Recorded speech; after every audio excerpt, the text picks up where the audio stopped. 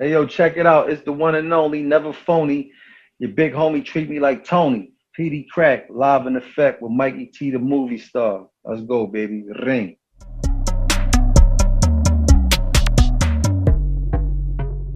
Oh, man, Mikey T, the movie star. Hey, what's up with the movie star thing, man? Tell me what that's about.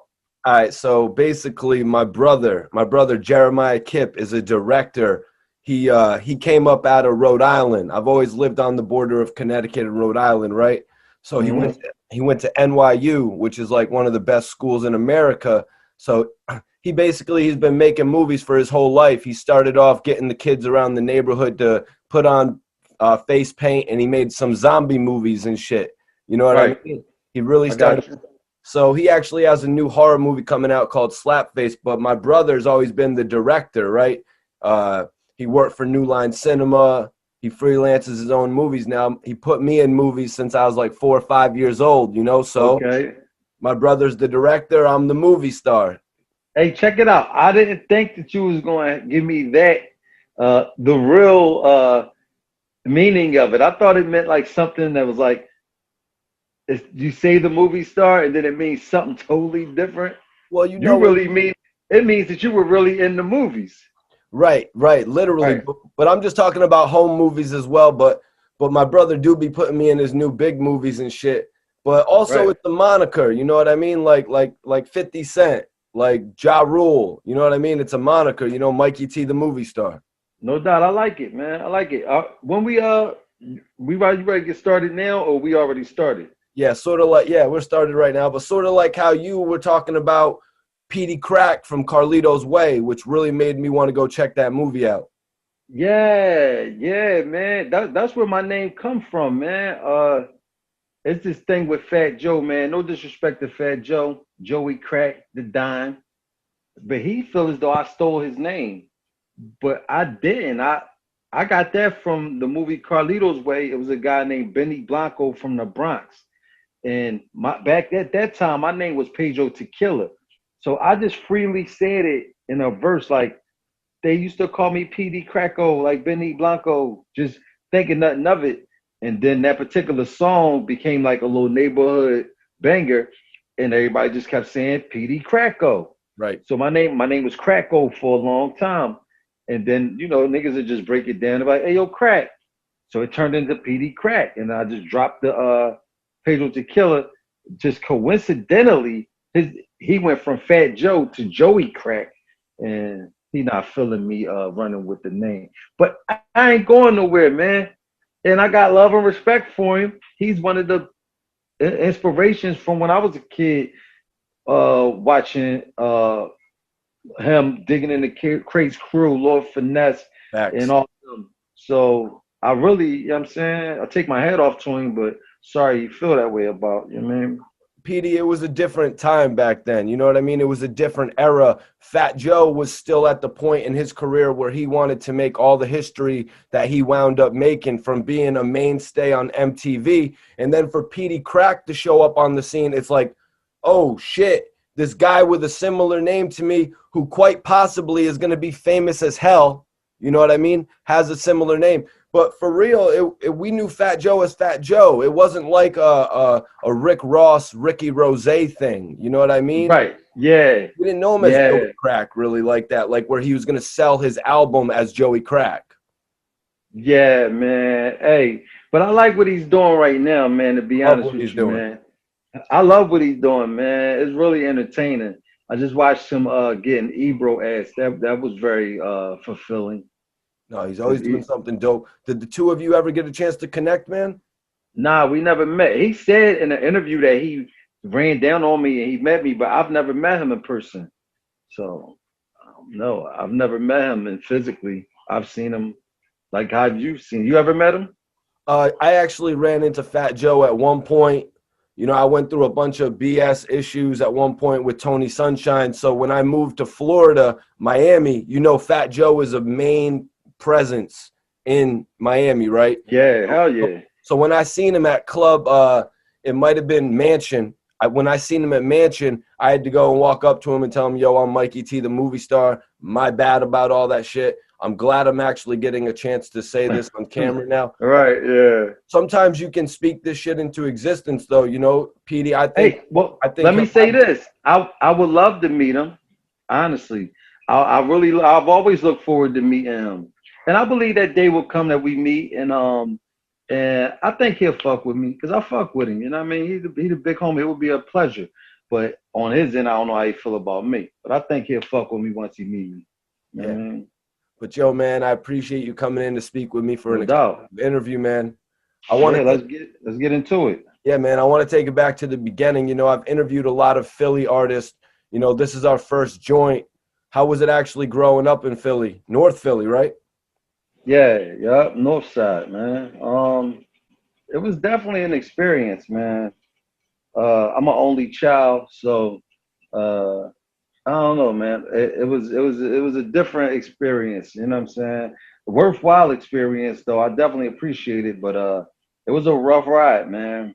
Definitely a rough ride. Lost a lot of homies and just seen a lot of stuff that all of us did. All me and everybody that from at my age that came up with me. We seen a lot of stuff, man. You know what I mean? And to still, I'll be real appreciative now to be at this age and to still be here to be functional mentally and physically. You know what I'm saying? And still have opportunity and to be who I am is like a super blessing. I'll be having to remind myself to be thankful because when I look around, a lot of homies is gone. A lot of people who had the same dream as me didn't even get a chance to make it and in jail or whatever, or just life just took a bad turn. And I'm just blessed, you know what I mean? But Philly is Philly, man. And I'm not here to say like it's something is worse than anywhere else.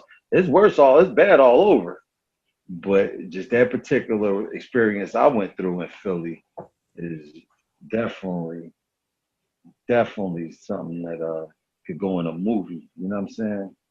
So being a more cultured artist now, seeing the world, can you tell me what it was like building your name in Philly compared to like the advantages you could see that others would have elsewhere, like New York, Miami, Los Angeles? Um, Philly rough. Building a name musically, you mean? Like in the Right. industry? Yeah. Tough, tough, real tough, man. Cause Philly, I ain't gonna say we there's a lot of haters here or we just hate on each other, but it's really hard to get a large amount of people to all fuck with you when you ain't nobody yet. You know what I'm saying? If you get a following here, once you get a following here, man, if they love you, man, they say if you can make it in Philly, you can make it anywhere. And I think because of them being so hard, that's why we rap so good. That's why we had so many great rappers. We got a lot of good rappers, and everybody credit us on how we got them spitters here in Philly. I don't think it's nothing in the water. I think it's because it's so much pressure and the bar is so high that you gotta rap good. You gotta step your game up here. It ain't no lazy playing around shit. And all the goofy shit, you gonna get booed. Niggas gonna try to roll on you from the era I'm from. Niggas try to roll on you. You can't come around with that dumb shit. So if I made it here in Philly, man, that gave me the you work your confidence up. And I just felt mad confident once I made it home. I mean, once I started feeling myself here in Philly, you kind of know that you on the right track. You know what I mean? So I want to ask you, man, what was the first chance that you got to see that you could actually get into the music industry and make it out? When I saw Freeway, when I heard Freeway on 1900 Hustler rapping with Jay-Z and Beanie Siegel and Memphis Bleak.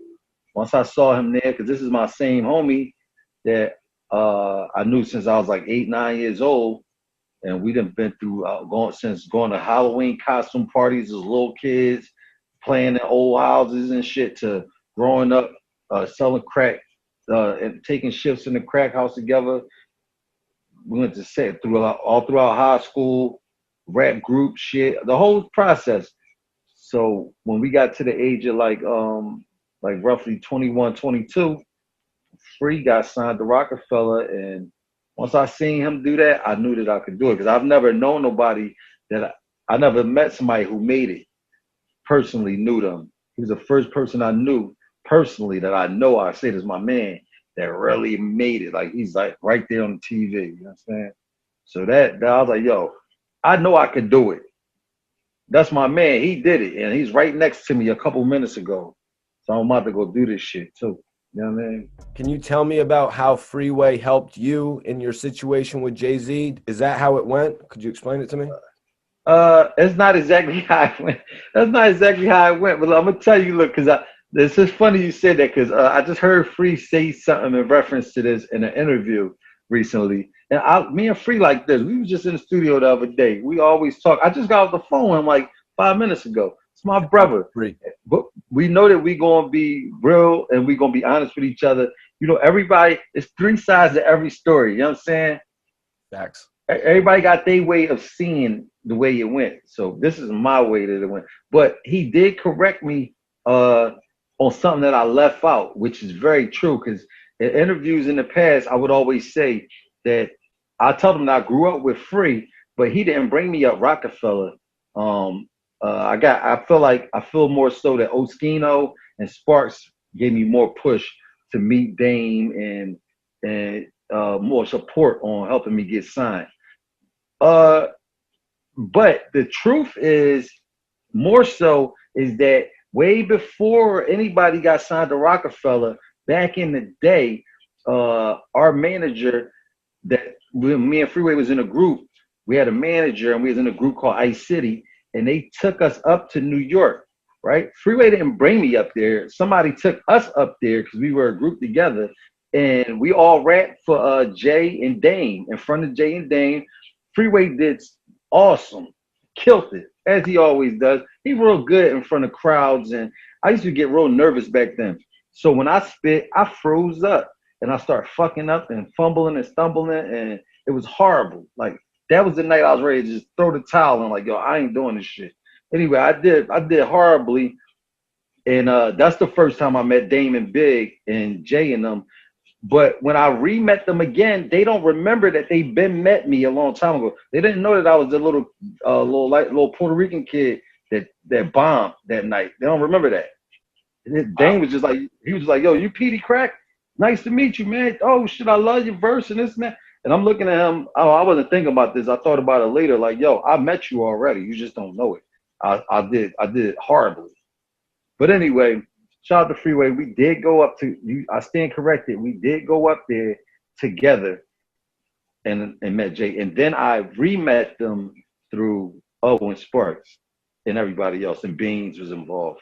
For the record, Free. And if you want to go in the next interview and counter that, be my guest. So let me ask you, going into that a little bit, you credit Emilio Sparks and Oskino. Does that have anything to do with the fact that you are not on the first album, but you're on the second album? Were you brought in initially with State Property, or were you brought in at the second album? Could you explain that? I was brought in at the second album. All right, so the first album, I was home with everybody else, watching State Property, the movie. And this is weird to say. That's weird. But I was listening to the Funk Master Flex freestyle Hot 97, and I'm a fan. I'm an artist, but I'm just a inspiring artist at the time. And I'm watching them. I'm loving what I'm seeing. I love the movie. This is coming out of Philly. Beanie Siegel is the biggest thing in Philly. Freeway is next up. He's killing it. They got the Oskino and Sparks, Chris and Neve, State Property, the group. I'm tuned in. Just so happens, I wouldn't say by chance, as fate may have it, I run into Oskino at community college. Somebody had an event at a community college. He's popping. He running around, Jaguars, a rock chain all on. I see him. I'm like, yo, hey, yo, what's up, fam?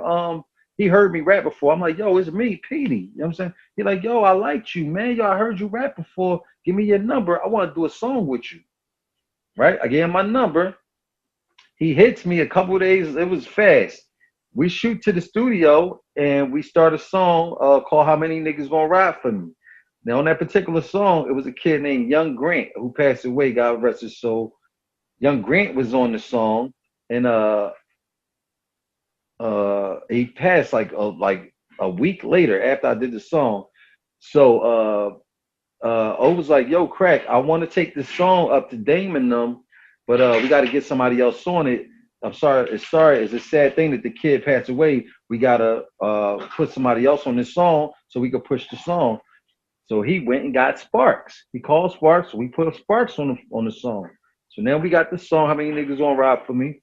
I'm still home in Philly, doing whatever I'm doing. They're in Miami and LA and moving around with Roc-A-Fella Records. But I've been staying in contact throughout the process. I talked to Sparks. More so, I've talked to Sparks a lot more on the phone. And Sparks, one day I talked to him and he said, "Yo, we in Miami, Crack.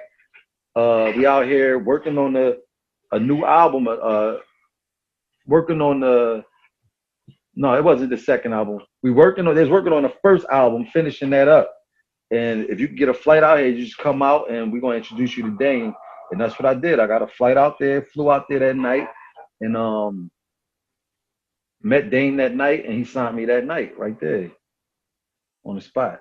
I was in time for the second album, and once I got there and once I got in position, uh, I just started doing what I had to do, man. I just started recording, and once I seen that Dame, once I didn't know what to do at first, but once I seen what I had to offer was being accepted, like I would go there and record, and I started to see what they liked about me. And Damon Biggs would be like, yo, that's the type of shit you got to do, Crack. That kind of song. Yo, bring that shit back. Play that again. Crack, do more shit like this. So I just started tuning in with my, with the shit that got more character and personality and all that ring and all that. I started going into it. And that's when it started to make like this snowball effect. And that's when I start kicking them songs out. Like, got to have it, and you know what I mean, all the hit joints that we did. I got to jump ahead a little bit since we're talking about the Second State Property album. When You Hear That with Beanie Siegel, yourself, and Old Dirty Bastard, man, can we talk about that record? Okay, so check it out. For years throughout the time that I was signed, up until the time we did that record, Beans always knew that I'm a big Old Dirty Bastard fanatic. He like my top 3 artists in the world ever to this day. You know what I'm saying? Influence wise, like I'm majorly influenced by Old Dirty Bastard. So Beans ended up in the studio with Dirty one night because remember Dirty got signed to Roc-A-Fella. Right. So he would be in our sessions, and just randomly now Old Dirty is a part of the family. I'm in Philly, there in Manhattan in the studio. So Matt called me one late night, like, "Yo, Crack, where are you? What are you doing?" He said, "Yo, I'm in the studio with your man right now." I'm like, "Who?" He's like, "Yo, your man, I got Old Dirty right here. We about to kill some shit." I'm like, "Oh shit." He's like, "Yo, come up here right now. I got a slot for you on this track." So I'm scrambling around trying to get up to New York. That's like a 2-hour drive. So by the time I got up there, they both laid their verses. Dirty left the studio, and it was just me and Mac. And Mac played the verses for me, and I wrote my verse right there on the spot and just laid it. Sad to say I didn't get to do it with Old Dirty. I'm still appreciative that I got a track with him, but I can't say that I actually did it with him. Like, we didn't vibe in the stew with it, and I'm definitely sorry about that. But definitely got a track in with Dirt for the record. So that's how that went. But later, I did end up meeting him and talking to him, but we never politicked no music shit. I was just talking to him about some regular shit. That's when he was a part of Roc-A-Fella? Yeah, exactly. What was it like when he joined the Roc-A-Fella? Was that like something you would have ever expected? It took a lot of people by storm. Yeah, I was excited. I was excited at the ideal of it, but then when I sat down and talked to him, and I got to see where he was at mentally, I was it was kind of sad because he wasn't the same no more. You know what I'm saying? And I know Dirty from really studying the music and just watching footage and all of that. It just wasn't the old Dirty that I grew up on. But I think he had issues in prison with the medication or some shit. I'm not exactly sure, but he's still legendary to me, and I gave him nothing but love and respect. But it wasn't the same old dirty though. Like it just seemed like he wasn't there. You know what I'm saying? I hear you, man. They actually did a music video for that record. I was checking the video out, hoping to see your part on it, but they actually combined two videos for that joint. Do you remember anything about that shoot? I can't even really tell you, man. It was no verse. They had me. I had to stand on the car and bust the windows out, some shit. Right? I didn't see that video in a minute, but I remember that because I cut my hand. Was it like a 2-day shoot, or were you actually on the set with everybody that was involved, like Dirty and Oskino and Emilio? Yeah, we were all together. We were all. I think it was one full day we shot all of that stuff. Yep, one full day, and yeah, it was just a weird time, man. It was very unorganized, man.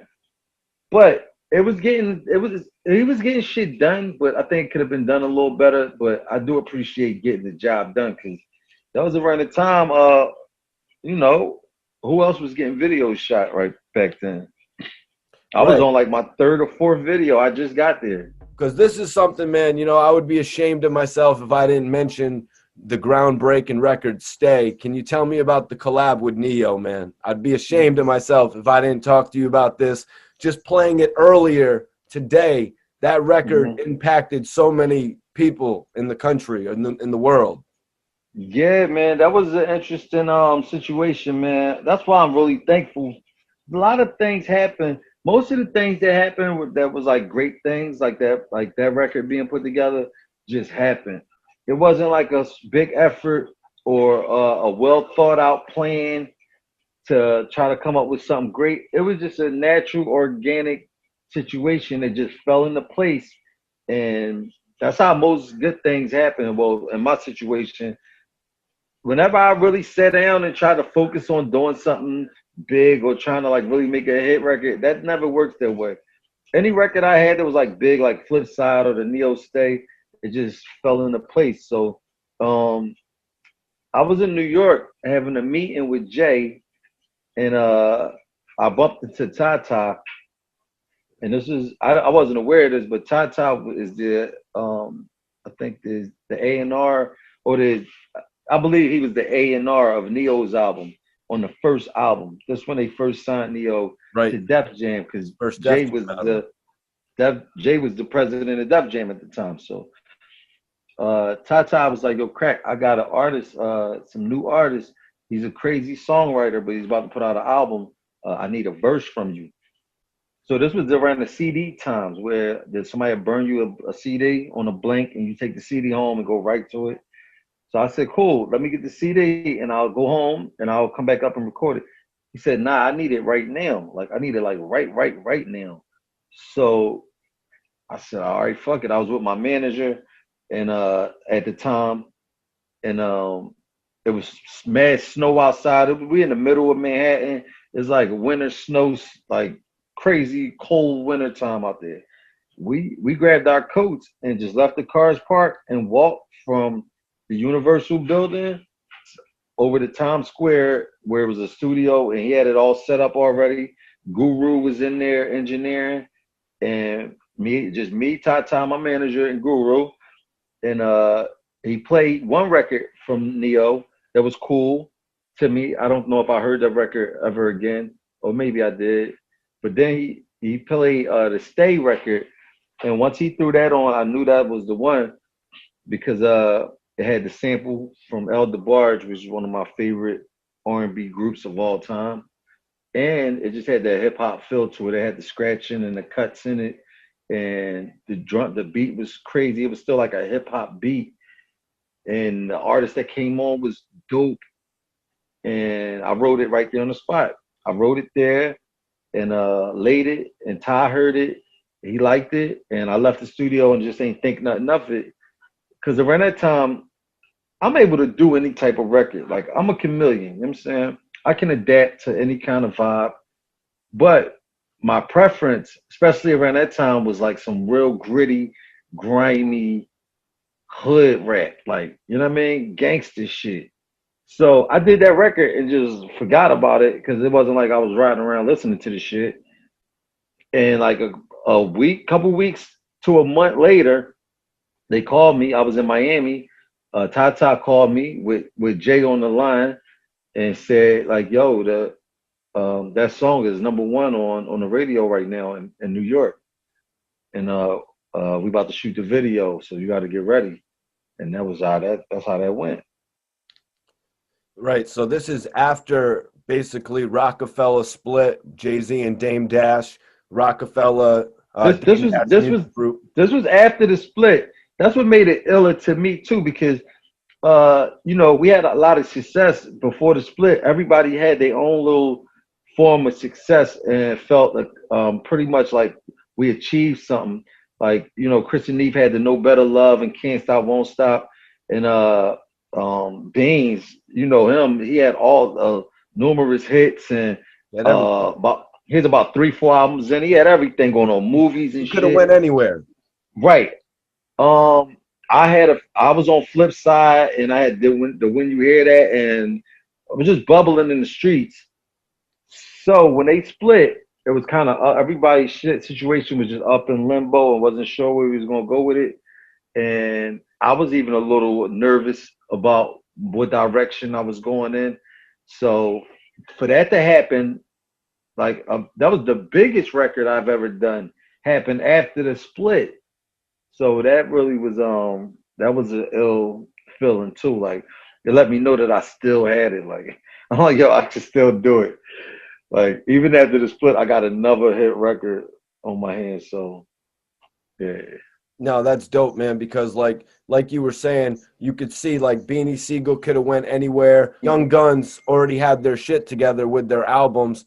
You came out with this single. So was there a situation that was proposed to you with Def Jam and the Prince of the Rock album? Can we talk about that? Um. Yeah. All right. So uh, when the split happened, uh, in the contracts, I believe it was in all our contracts because I had a Def Jam Roc-A-Fella contract I was signed to. So in the contract, it stated that if the parties, the owners, the CEOs or whatever, if they were to break up and sell this company, that you can't sell the artist with the company. So when they sold Roc-A-Fella or whatever they did when they split up, it was a voided contract and everybody was free. Well, I know I was free to go my way. So right when that happened, I had a meeting with Dame. And at first, I think he assumed that I was going to stay with him just to stay with him. And I'm very appreciative of working with him, but at the time, I felt things could have been done for me. So I was willing to leave unless he told me that he was willing to do more. And when I had a meeting with him and he told me what he was able to do, it just wasn't enough for me. So I just left. And honestly, right after that, I was just really thinking I was looking for another label. Other labels was hollering at me, but I was just trying to just wait and see who was waiting for my lawyer to give me the green light, like, yo, you should go with this. But just so happens we bumped into Jay again, and Jay was like, yo, Peedi don't gotta go nowhere. He can stay here with me. He wanna stay at Def Jam? Tell him to come back over here. We'll finish his album at Def Jam. And that's what happened. Had a meeting with him one night. He's like, yo, stay here, finish the album, man. Finish what you started. And that's when I back on the Def Jam train and did the Neo joint. That's how that happened. That's what's up, man. I really think Jay actually saw your worth. You know what I mean? You didn't really choose any sides, but you came back and showed that you were going to be a presence in music, man. So I got to ask you though, when you're doing the record for Neo, so you weren't technically in the studio with Neo. You know, it was the Nah, CD. The I CD. didn't even know what he looked like. Did they film your music video separate as well? Because you did. Nah, we shot that together. Okay. Yeah, I met him at the video shoot. We All right, met so at the shoot. Like I flew to LA one morning and I get to the location and they had trailers and shit all around. So big budget shit. Def excuse Jam. me. Yeah, it was some big budget shit for sure. And I go on his trailer and he's in there like practicing dance moves and shit. And I'm like, yo, what's up? I'm Peedi, man. I'm on the record. Hey, yo, so he was cool, dude, though. He was real cool. So basically, what I kind of wanted to ask you was like, was there ever an opportunity for you to say, I did this record for you. Can we get one in response? Or would that kind of been out of pocket with all the business? Uh, Honestly, man, the opportunity was there. I feel it was because after the record had came out, we did mad shows together. Like I went on tour with him, and we would meet up in different cities. Like they were like, "Yo, Neil's performing here tonight. If you could make it down here, we'd love if you come and this and that." So we Yeah. always would be in cahoots and see each other. But so I felt I'm saying that to say that I could have contacted him and talked to him about a record, but I didn't want to. I wasn't ready yet. I wasn't prepared to grab that from him yet, and I didn't want to utilize that until I knew that what direction I was going in. So I didn't do it. I didn't reach out to him for it, and everybody was pressuring me about it. Like, yo, Craig, you gotta let Neo about a record. At the time, it was like, yo, chill. Let me figure out what's up with this album because that's when I felt Jay was dragging his feet with the album. So well, yo, let me see what's going on with this album because I think we about to be the fuck out of here. Did you ever get a chance to meet 50 Cent? I did meet 50 one day. I was uh I was at MTV with Neo. We about to do TRL. Remember TRL? Hell yeah, man. Hell yeah. TRL Right, 106, Rap City. right. So we about to do TRL live. So we in the MTV building in Manhattan. I got my son with me, and my cousin is Lala. You know Lala. Of course. So La got my son taking him all around the building, and while I'm getting dressed, I'm about to perform. And as I'm performing, I'm getting dressed. I left my door open because I just had to change my pants and put my boots on. So, and plus, I wanted to see who was coming back and forth. So, I see 50 walk by. He like kind of just walks by the door, kind of like this first. He just walks by, and then he just dips back, like, yo, you cool? I'm like, yeah, I'm cool. He was like, cool. And that was it. That was it. But I knew he came to fuck with me because he knew we was about to perform. So I knew he came down just to make sure, make sure that we acknowledge each other. That's what's up, man. Did you ever get a chance to work with any of the other guys from G Unit? You must have worked with Mike Knox, right? Oh yeah, definitely, man. I worked with Knox before he was on G Unit. Shout out to Yeah. Mike Knox, man. Shout out to Knox. That was my boy. Me and Knox, man. Knox was a part of a group with me back in the day. A word? Yeah, Knox was in MOR with me. My man Indy 500, Mike Knox, uh, Warbuck, and Don P. But that's a whole nother story. But you were saying Um, Elwood Banks? Banks, yeah, me and Banks were supposed to do some music together, man. Me and Banks is a real cool dude, man. Throughout the process of touring and just seeing each other in different cities and shit, Banks always kept it real funky, man. We would always end up at these college shows, like uh, always end up. It'd always be a state property G unit at a college somewhere together. And every time we was in the same building, Banks would always make it his business to find me or let niggas know, like, yo, Banks said, what up? He over here. He said, come over and fuck with him. Or he'll just come walk in our back room and shit. Yo, crack. So I got a lot. I respect niggas like that because I don't know Banks from the hood and nothing like that. But that showed me that he had respect for me. You know what I'm saying? Vice versa. You know what I'm saying? Could you tell me about the issues with Juel Santana? Where did they all start? Was it over him not acknowledging you? All right. So look, I had already talked about this before, but I know I didn't talk about it on your shit, so I got you. I appreciate Um, it. it ain't that. I think I was tripping that night. Honestly, I think I was tripping. I probably was a little saucy, drunk. You know what I mean? And I definitely took a gesture the wrong way. I felt like he was trying to kind of like brush me off. But the only reason I felt like that was because of how our relationship was before that night. Like I felt, we would talk on the phone a lot. Like, yo, what up, bro? You cool? You coming down? You coming to New York? I think we coming to Philly. And I mean, and we fuck with each other like that. So I was expecting a little more love than he was showing that night. And I think with the drink involved, I think I overreacted, honestly. You know what I'm saying? think he gave me some shit. I'm used to like, yo, Els, what up, baby? What's up, Crack? And he just was like, yo, what up? And just kind of spun on me like, so I took that the wrong way. You know what I mean? So Yeah, yeah. Juel's, Jim Jones, they were really reaching their height right then. You know what I mean?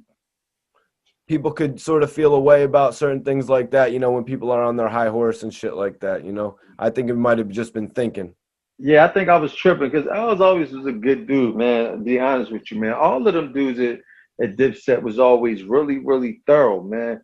For real. I think it might be a Harlem thing or something because they was always real cool dudes, man. My Right. nigga Even Jim Britt. Jones, mad cool to me. Who? Even Jim Jones, mad cool to me when I met him in Miami.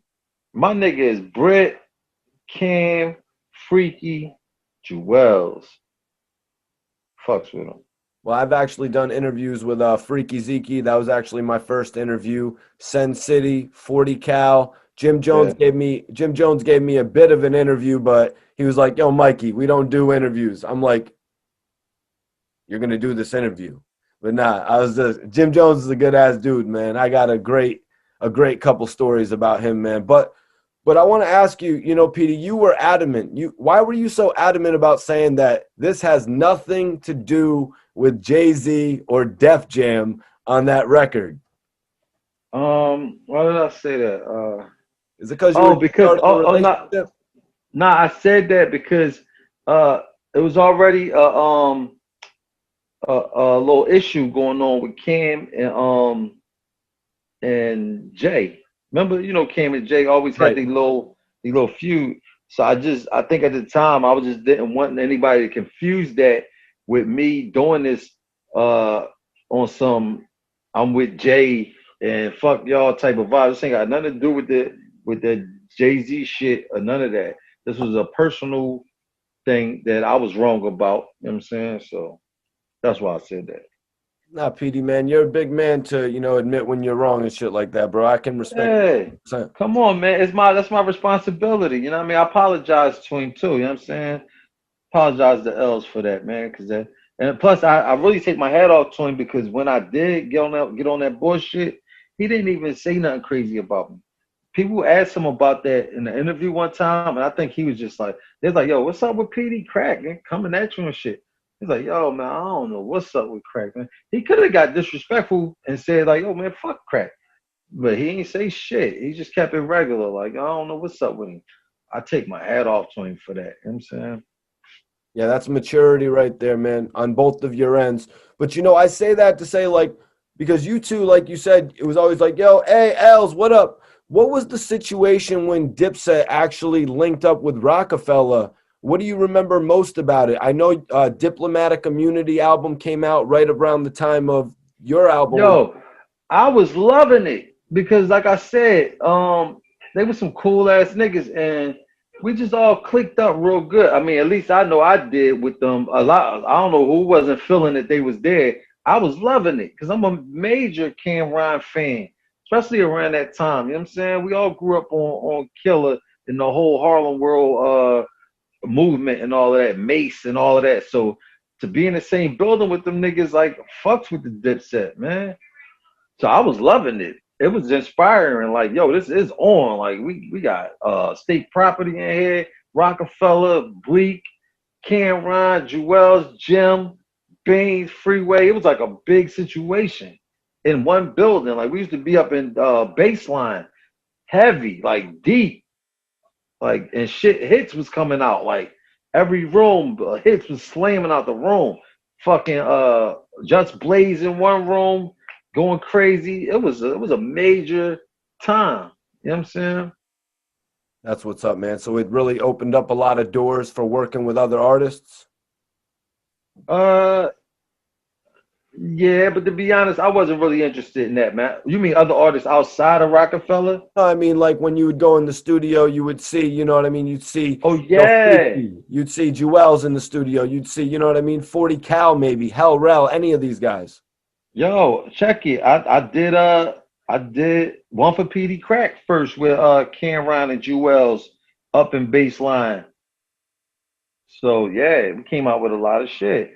I did Ring the Alarm in baseline. We just, man, I can't even name how many shit. They did What We Do Is Wrong in baseline, Rock the Mic, a bunch of shit. How does it feel to see Beanie Siegel and Oskino come back together, man, on his new podcast, Deeper Than Rap? That was very, very interesting to see, man. Caught me off guard. I wasn't expecting it. I wasn't even expecting this podcast. And to be honest with you, I was looking at it a little funny at first when I first heard about Oskino having a podcast. Because I was like, yo, how O gonna have a podcast? He ain't gonna let nobody talk. I was like, yo, O ain't gonna let you get a word in. So I was already looking at it like this when I seen the first episode, like, but to my surprise, he did a wonderful job. And like the shit was like an official real podcast. The look was great. He did a wonderful job. Like his interviewing etiquette was dope. He was asking a lot of making some bold statements, and it kept it entertaining. I was really proud of O for that, man. Like I was really, really proud. And then the freeway joint was dope too. So I'm like, yo, this nigga is 2 for 2 right now. He got that. See, everybody can't do that. You know what I'm saying? But I'm surprised O has it. He got the niche for that. I can't do that. I can't talk that long and asking questions. I can answer questions, but it's easy to answer questions because the person that's asking you, they the ones who got to think of the shit to ask you. I'm just counteracting. I'm a good counteractor. Big shout out to O. I'm waiting for him to call me. I'm going on. At first, I wasn't. I was like, yo, I ain't going on that. I'm going. He called me. I'm fucking with it. Yeah, you'd have to imagine with his speaking skills. I wouldn't necessarily call him public speaking skills, but he does do a lot of talking, and it looks good on camera. I'm gonna just say that much. It sounds good in his raps, and it's coming off well on his podcast, man. And like you said, he has his whole set. You know what I mean? He's got it together. Yep, man. I'm proud of him, man. I'm really proud, and especially after him going through the tragic situation with his son. Yes. He needed something like this to give him some more, you know what I'm saying? Some to make him feel a little better inside. I know this motivates him to see the response from people. And then got a real beautiful side to him, you know what I'm saying? Right. And he's very honest and shit, and he could be a real big brother like to you, like. So I really like seeing him in this light, you know what I'm saying? So I hope he just keep it up, you know what I'm saying? As we saw on your promo runs with Oskino, you know what I mean? A lot of the times it was Oskino doing the rough, gritty, like, screw this guy, screw that guy, and then you were on your side just promoting what you were doing. I saw a number of interviews like that, man. So, I take my hat off to Oskino for putting everything behind him.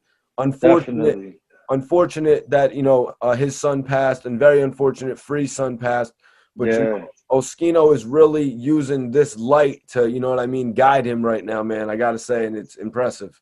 I'm really proud of him, man. I say that with all my heart, man. I'm really proud of him, man. It really made me smile to see him doing good, man. Real shit. Yeah, and Oskino actually said something. I don't know if you must have caught it on the show, but sometimes shit can go over people's head. Oskino actually said on the show that he was going to try to do a mixtape with every member of the state property. Did you catch that? I didn't catch exactly that. I did hear them like referencing to like doing some state property shit together, but I didn't catch the individual mixtape conversation. I didn't catch that. You better be ready for that shit, though, man. But now, can state property come together on an independent level, or does it need to involve Jay-Z? It needs to involve somebody with some money. A major somebody that's gonna bring the big M's up, because without the money, man, there ain't nothing moving. You got to make niggas move. These are all like famous niggas that have history in the game, and we all grown, and everybody's like a star in their own right. Nobody's moving. Just we need to see that this shit is serious, and we deserve it too. You know what I'm saying? Well, we tried that. We did that.